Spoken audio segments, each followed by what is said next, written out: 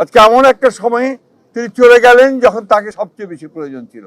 আমরা এই শোককে শক্তিতে রূপান্তরিত করতে চাই।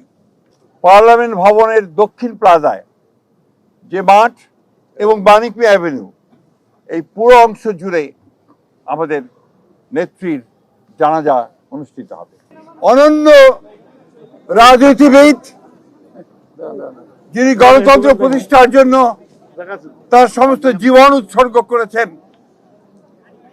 সেই মহান নেত্রী, বাংলাদেশের গণতন্ত্রের জন্য সংগ্রাম করা আপসীর নেত্রী, অনন্য সাধারণ ব্যক্তিত্ব সম্পন্ন মহিলা, দূরদৃষ্টি সম্পন্ন প্রজ্ঞা সম্পন্ন একজন নেত্রী, যিনি বারবার বাংলাদেশের গণতন্ত্রকে উদ্ধার করবার জন্য সংগ্রাম করেছেন, কারাবরণ করেছেন এবং নির্যাতিত হয়েছেন।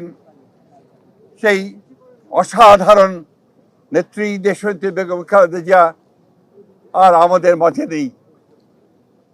আপনারা সবাই জানেন যে এই নেত্রী দীর্ঘদিন তার রাজনৈতিক জীবনের প্রায় সমস্ত অংশটাই তিনি গণতন্ত্রের জন্য সংগ্রাম করেছেন এবং গণতন্ত্রের মূল্যবোধগুলোকে প্রতিষ্ঠা করবার জন্য তিনি আজীবন কাজ করে গেছেন। 3 বার প্রধানমন্ত্রী হয়েছেন। যখন প্রধানমন্ত্রী হয়েছেন তখন গণতন্ত্রকে প্রাতিষ্ঠানিক রূপ দেওয়ার জন্য তিনি কাজ করেছেন, জনগণের উন্নয়নের জন্য কাজ করেছেন। আর যখন বিরোধী দল ছিলেন তখন তিনি একইভাবে সেই গণতন্ত্রকেই প্রাতিষ্ঠানিক রূপ দেওয়ার চেষ্টা করেছেন। প্রিয় সাংবাদিক বন্ধুগণ, আজকে সেই নেত্রীর ইন্তেকালে বাংলাদেশের রাজনৈতিক ইতিহাসে এক অপূরণীয় ক্ষতি সাধিত হলো এবং এই ক্ষতির পূরণ সহজে সম্ভব নয়। আজকে এমন একটা সময়ে তিনি চলে গেলেন যখন তাকে সবচেয়ে বেশি প্রয়োজন ছিল, যখন গণতন্ত্রের উত্তরণের জন্য আমরা একটা নির্বাচনের দিকে জাতি যাচ্ছে, যখন সমস্ত জাতি তৈরি হয়েছে, নির্বাচন করে একটা গণতান্ত্রিক ব্যবস্থাকে প্রতিষ্ঠিত করবে, সেই সময় তিনি আমাদেরকে ছেড়ে চলে গেলেন। আমরা এই শোক, এই বেদনা আমাদের পক্ষে ধারণ করা খুব কঠিন। তারপরেও আমরা এই শোককে শক্তিতে রূপান্তরিত করতে চাই। আমরা দেশনেত্রীর নির্দেশিত যে পথ, সেই পথকে অনুসরণ করে বাংলাদেশের গণতন্ত্রকে আমরা একটা প্রাতিষ্ঠানিক রূপ দিতে চাই এবং সেই পথকে লক্ষ্য করে আমরা আগামী নির্বাচনে অত্যন্ত বাংলাদেশে গণতন্ত্র প্রতিষ্ঠা করতে চাই। সেই নেত্রী আজকে অসংখ্য লক্ষ কোটি মানুষকে কাঁদিয়ে চলে গেছেন। আগামীকাল তার জানাজা অনুষ্ঠিত হবে, দাফন হবে।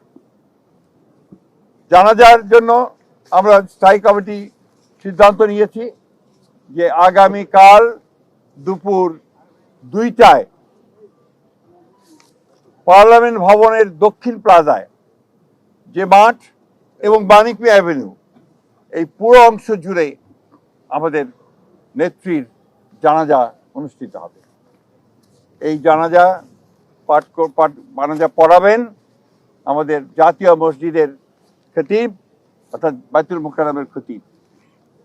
আর এই জানাজায় যে সঞ্চালন করবেন, পুরো বিষয়টাকে যিনি সঞ্চালন করবেন, তিনি হচ্ছে আমাদের জাতীয় স্থায়ী কমিটির সদস্য জনাব নজরুল ইসলাম খান।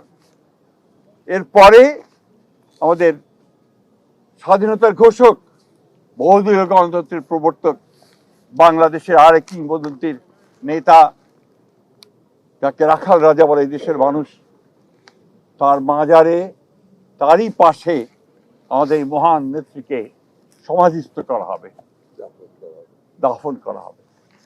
আমরা সবাই অত্যন্ত শৃঙ্খলার সঙ্গে এই জানাজায় অংশগ্রহণ করব এবং যে শৃঙ্খলার মধ্যে কথা বলা হবে, আমি বাংলাদেশের সকল স্তরের মানুষের কাছে অনুরোধ জানাবো, আপনারা সেই শৃঙ্খলা মেনে অত্যন্ত সুশৃঙ্খলভাবে জানাজা পড়বেন এবং তারপরে তাকে দাফনের অংশগ্রহণ করবে, যাদের দায়িত্ব তারাই অংশগ্রহণ করবেন। অনুরোধ থাকবে আপনাদের কাছে যে আপনারা কেউ এই নিয়ম ভঙ্গ করে শুধুমাত্র ছবি তোলার জন্য সামনের দিকে এগিয়ে যাবেন না। এবং ব্যাহত করবেন না এই পুরো কর্মসূচিকে। আপনাদের আমরা বিশ্বাস করি দেশনেত্রীর প্রতি আপনাদের যে সম্মান, যে শ্রদ্ধা, সেটাকে অটুট রাখার জন্য আপনারা সেই শৃঙ্খলা রক্ষা করবেন এবং সর্বাত্মকভাবে সহযোগিতা করবেন এই জানাজা এবং দাফন কার্য সুচারুরূপে সমাধা করতে। সব শেষে আবারও পরম করুণাময় আল্লাহ তাআলার কাছে এই দোয়া চাই যে আল্লাহ তাআলা তাকে যেন বেহেশত নসিব করেন। আমাদের ভারপ্রাপ্ত চেয়ারম্যান জনাব তারেক রহমান, তার জ্যেষ্ঠ পুত্র, তাকে যেন সেই শক্তি দেন যে এই যে দায়িত্ব পালন করবার শক্তি যেন তাকে দেন এবং তার পরিবারকে সেই শক্তি দেন এই শোককে সহ্য করবার জন্য।